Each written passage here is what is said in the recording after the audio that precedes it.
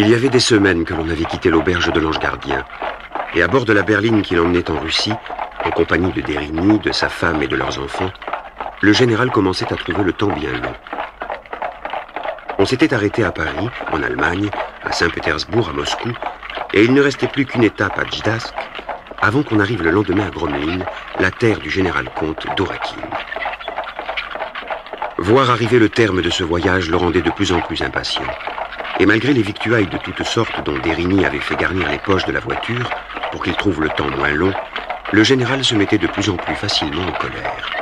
Plus vite, voyons. Faites-les avancer plus vite. Je fais ce que je peux, mon général, mais ils ne comprennent pas. Dites-le Durak, Skatina, Skarei. Durak, Skatina, Skarei. Ça voulait dire imbécile, animal, plus vite. Mais cela ne fit pas avancer davantage les chevaux. Le soir à 7 heures, on arrivait à Gdańsk. Et le général fit demander le coursier qui était chargé de devancer la berline et de faire préparer les chambres et les repas. Demain soir, nous serons à Gromlin. Que l'on prépare mon arrivée des chambres pour les Français.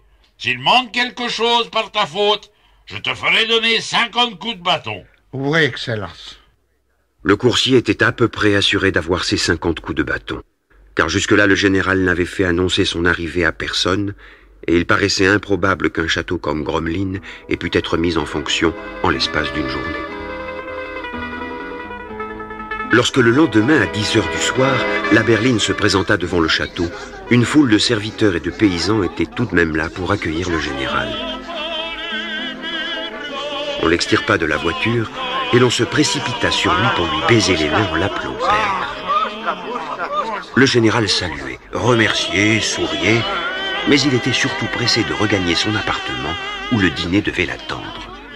Dérigny, mon ami, accompagnez votre femme et vos enfants dans les chambres que j'ai fait préparer, puis venez me rejoindre.